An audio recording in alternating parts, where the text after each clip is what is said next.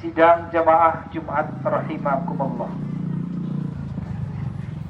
Pada khutbah kali ini kita dasari dalam firman Allah dalam surah Abasa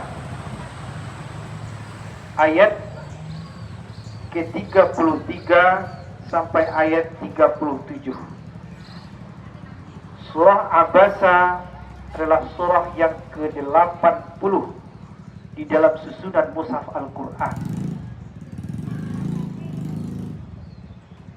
Allah menyatakan bahwa ketika hari kiamat datang, maka Allah menceritakan kondisi kita, kondisi manusia ketika itu, apa yang terjadi pada diri kita, pada keluarga kita. Allah katakan di dalam ayat ke-33 itu, wa idza ja'atis sakhah, apabila telah datang bunyi suara lonceng yang sangat memekakkan telinga, yaitu tiupan sangkakala.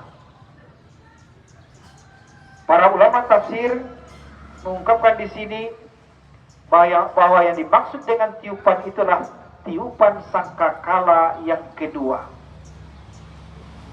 pertanda bahwa kiamat telah datang.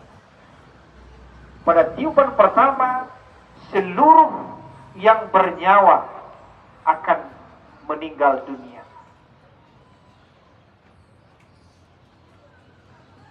Seperti kita hari ini, orang tua kita sebagian sudah ada yang meninggal. Termasuk hari ini, sanak saudara kita ada yang wafat.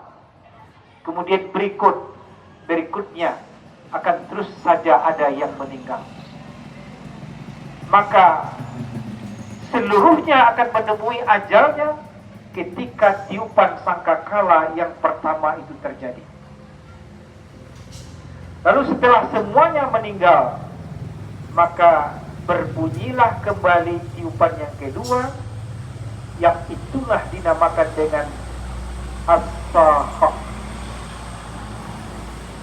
Bunyi lonceng yang sangat memegakkan telinga karena saking kerasnya. Disitulah hari kiamat datang. Dan ini adalah berita yang Allah sampaikan. Sebagai seorang yang beriman, kita wajib mempercayainya. Apa yang terkandung dalam surah Abasa ini.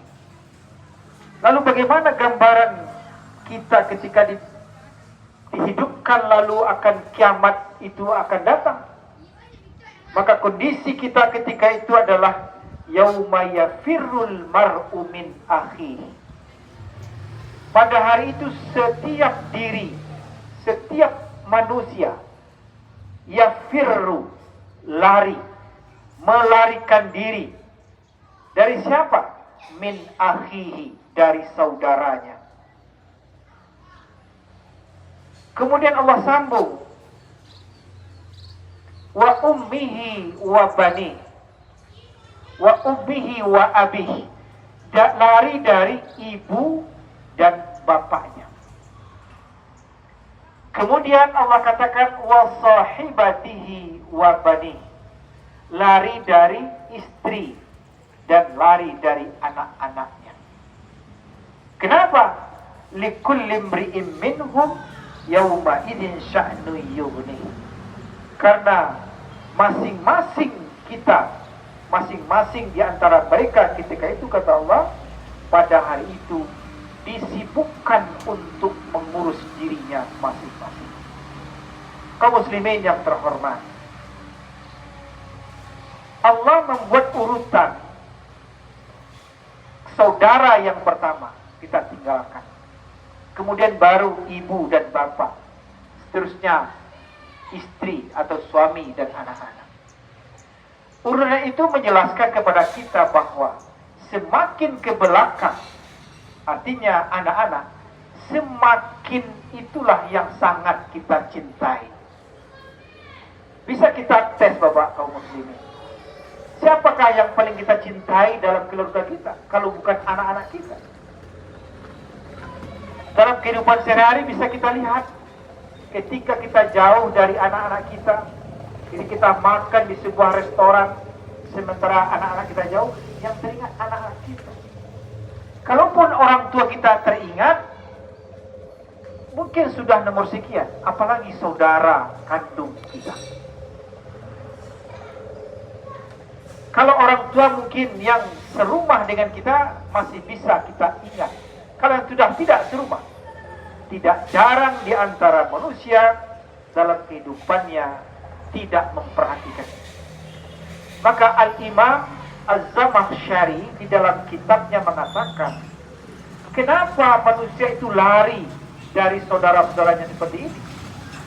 Karena memang ketika hidup di dunia, banyak di antara manusia itu yang tidak memperbaiki, yang tidak memperhatikan hubungan silaturahim antara kakak beradik, antara sesama saudara kandung, apalagi sesama saudara sepupu, termasuk dengan orang tua, ibu dan bapak, juga dengan istri atau suami serta anak-anak. Inilah yang diingatkan oleh ulama Al-Imam Az-Zamakhsyari. Kenapa? Karena semasa hidup sering terjadi perbedaan, pertikaian, pertengkaran, bahkan sampai kepada permusuhan antara seorang kakak dengan seorang adik. Karena apa? Karena kepentingan, karena harta dan kekayaan, rela memutus silaturahim dengan adik kandungnya, dengan kakak kandungnya. Karena harta, karena jabatan, rela memutus silaturahim dengan ibu dan bapaknya, termasuk juga dengan istri dan anak-anaknya. Dan ini banyak terjadi kaum muslimin. Oleh karena itu diingatkan oleh Allah, bagi kita yang terlanjur memiliki hubungan yang tidak baik dengan saudara-saudara kandung kita, atau dengan saudara sepupu yang merupakan anak dari saudara bapak kita, anak dari saudara ibu kita. Tidak sedikit kasus yang terjadi, seorang kakak rela melaporkan adiknya ke pengadilan sehubung perebutan kekayaan atau harta kekayaan. Rela menuntut ibu dan bapaknya karena tidak adil dalam pemberian harta warisan. Bahkan tidak jarang antara seorang anak dengan orang tuanya, ayah dan ibunya juga seperti itu. Oleh karena itu kaum muslimin, hubungan darah antara seorang kakak dengan adik tidak bisa dipisahkan oleh seorang hakim di pengadilan. Karena kita terlahir dari darah yang sama, dari sumber yang sama. Nah, kalau ada yang terlanjur memiliki hubungan sampai hari ini yang tidak baik, maka segeralah perbaiki. Tidak ada keuntungan, tidak ada manfaatnya kita bermusuhan dengan kakak dan adik kita. Silakan Bapak kaum muslimin cek, dalam setahun ini, dari Januari sampai Agustus, sudah berapa kali kita berkunjung ke rumah saudara kandung kita? Kalau kita yang memiliki orang tua, sudah berapa kali kita berkunjung? Bagi yang jauh rumahnya, mungkin di daerah Jawa sana atau di pulau yang lain, sudahkah kita saling berkomunikasi melalui media sosial? Karena itu merupakan salah satu alat bagi kita untuk menjalin silaturahim. Mana yang lebih banyak kaum muslimin? Kita bertemu dengan teman sejawat, sesama jemaah, sesama tempat kerja kita di kantor, sesama sewaktu sama-sama sekolah. Mana yang lebih banyak kita bertemu, berkumpul dibandingkan dengan saudara-saudara kandung kita? Sekalipun untuk sekedar minum kopi, makan di restoran, coba bandingkan mana yang lebih banyak kita dengan kawan-kawan atau sahabat kita dibandingkan dengan saudara-saudara kandung kita. Nah, bagi kita yang sudah menjalin hubungan silaturahim ini, akan terasa bahwa kita senasib sebab penanggungan. Ingatlah di masa-masa kecil kita dahulu, orang tua mendidik kita, membina, membimbing kita, mengharapkan agar anak-anaknya bersatu, saling menghormati, saling membantu. Namun apa yang terjadi setelah kita memiliki rumah tangga masing-masing, kita sudah tidak memikirkan saudara kandung kita lagi. Bahkan tidak jarang di antara kita yang tidak mau membantu. Kaum muslimin yang terhormat, cara kita untuk menjalin, memperbaiki hubungan atau meningkatkan hubungan silaturahim, berkumpullah secara berkala. Bikin agenda yang teratur, mungkin 1 kali sebulan, 1 kali 2 bulan. Tidak jarang di antara kita tidak kenal lagi dengan saudara-saudara sepupu kita. Nah, kalau yang berjauhan seperti yang Hatib sampaikan tadi, melalui media sosial, kalau kita memiliki hubungan silaturahim yang bagus, maka pada nomor-nomor panggilan kita yang pertama itu akan tertera nama-nama saudara kandung kita. Kaum muslimin yang terhormat, tanggung jawab kita kepada saudara kandung, termasuk juga saudara sepupu, dinyatakan dalam Al-Quran, wa'budullaha wa la tusyriku bihi syai'a wa bil walidaini ihsana wa bidhil qurba wal yatama wal jari dzil qurba wal jaril junub was sahibi bil janbi wa banis sabil wa ma malakat aymanukum. Surah An-Nisa ayat 36. Allah katakan, sembahlah Allah, wa'budullah, dan jangan serikatkan dia dengan sesuatu apapun. Itu perintah pertama. Setelah itu datang perintah, wabil walidaini ihsana, dan terhadap kedua orang tuamu berbuat baiklah, mengabdilah, berbaktilah. Kalau mereka sudah meninggal, doakan dalam setiap ibadah kita agar orang tua kita terbebas dari hukuman atau azab kubur dan ditempatkan oleh Allah di surganya. Jangan lupa, jangan pernah meninggalkan berdoa untuk itu, karena betullah bentuk pengabdian kita. Bagi yang masih hidup, kunjungi mereka, utamakan orang tua kita dibandingkan yang lain-lain. Hari ini terlihat kaum muslimin, orang lebih mementingkan tugasnya. Sekalipun kita memiliki kesibukan baik di rumah tangga maupun di kantor, ketika orang tua kita meminta untuk bertemu, ingin berhadapan dengan kita, maka tinggalkan semua pekerjaan yang sedang kita hadapi. Kalau kita tidak mau menyesal.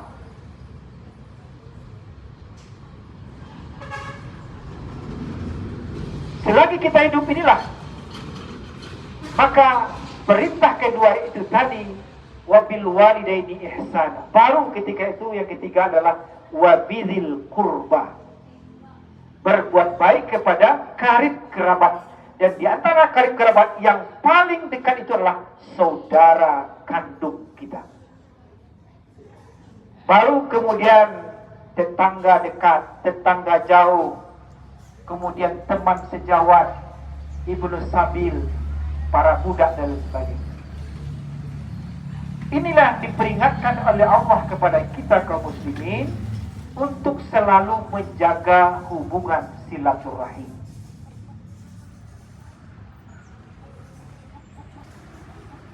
Dan ini perintah Allah. Ini pernah terjadi pada seorang sahabat Rasulullah, yang Nabi katakan, sahabat aku ini sangat istimewa. Kalau dikumpulkan imannya, lalu dibandingkan dengan imannya umatku sampai akhir zaman, maka iman seluruh orang beriman pengikutku, umatku, kata Rasulullah, tidak bisa disamakan dengan iman sahabatku ini, apalagi melampauinya. Itulah sahabatnya Abu Bakar Siddiq. Abu Bakar Siddiq sebelum masuk Islam tidak pernah berbuat kejahatan, tidak pernah merampok, tidak pernah berzina, tidak pernah minum khamar, berjudi. Setelah Islam apalagi, beliau pertama yang beriman kepada Nabi Muhammad SAW. Meski demikian, Abu Bakar mendapat teguran dari Allah. Apa tegurannya? Ketika Abu Bakar bersumpah, dia tidak mau memberi bantuan kepada saudaranya karena saudaranya sudah berkhianat, sudah memfitnah anaknya. Saudaranya itu kita kenal dengan nama Misbah bin Usasah, anak dari pamannya Abu Bakar Siddiq. Misbah bin Usasah ini memfitnah anak Abu Bakar, yaitu Siti Aisyah, sudah berselingkuh dengan Affan bin Mu'attal. Apa kata Abu Bakar? Sekiranya yang difitnah itu adalah anakku Siti Aisyah, mungkin saya tidak akan bersumpah seperti ini. Tetapi Aisyah itu adalah istri dari Rasulullah SAW. Maka saya burka, saya bersumpah kepada Allah, saya tidak akan mau memperhatikan Misbah bin Usasah, saudara saya ini. Diketahui bahwa Misbah bin Usasah itu seorang yang miskin, yang hidupnya dibantu selalu oleh Abu Bakar Siddiq. Kenapa? Karena Misbah itu adalah saudara, sama dengan saudara kandung kita, yang perlu kita perhatikan ketika mereka dalam kondisi yang tidak bagus ekonominya. Maka dapat teguranlah Abu Bakar karena bersumpah seperti itu. Wala ya'tali ulul qurba wala ya'tali ulul fadli minkum wassa'ah. Kata Allah, janganlah orang-orang yang memiliki kemampuan dan kelebihan bersumpah ayyutu ulil qurba, untuk memutuskan hubungannya dengan saudara atau karib kerabat.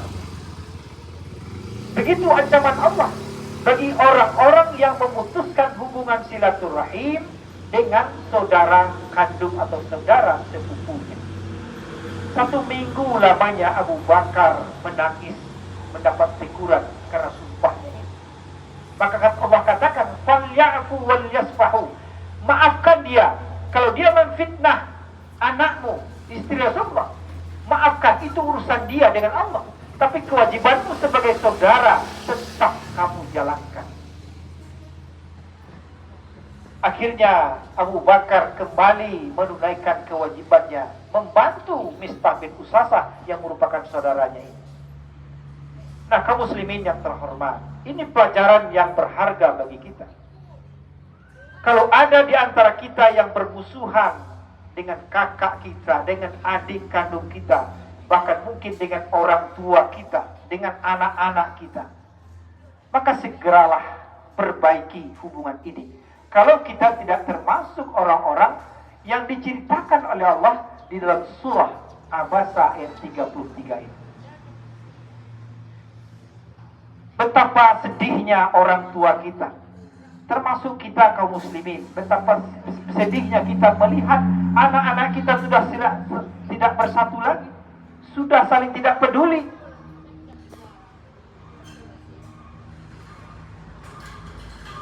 Dan betapa bahagianya nanti kaum muslimin kalau semua keluarga kita berada di surganya Allah ketika di hari kiamat nanti. Tidak akan merasa bahagia kita kalau hanya kita yang masuk surga, sementara adik kita tidak, kakak kita tidak, anak kita tidak. Itulah kebahagiaan seorang orang tua ketika dia bersama anak-anaknya, bersama saudara-saudaranya, berkumpul di dalam surganya Allah. Kaum muslimin yang terhormat, mumpung kita masih diberi kesempatan oleh Allah hidup di dunia ini, maka perbaikilah hubungan silaturahim.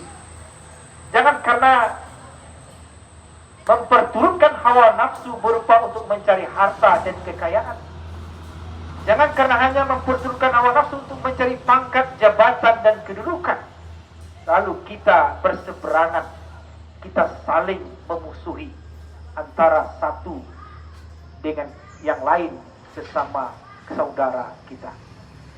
Kita bermohon kepada Allah, semoga Allah jadikan hati kita ini hati yang lapang menerima perbedaan, menerima segala sesuatu yang mungkin menurut kita tidak baik dari saudara kita, dari orang tua kita, dari anak-anak kita. Sehingga insya Allah pada hari kiamat nanti tentunya kita akan bisa kembali berkumpul di akhirat, di surga Jannatul Naim. Mudah-mudahan Allah kabulkan permohonan kita. Fa'tabiru ya ulil absar la'allakum turhamun.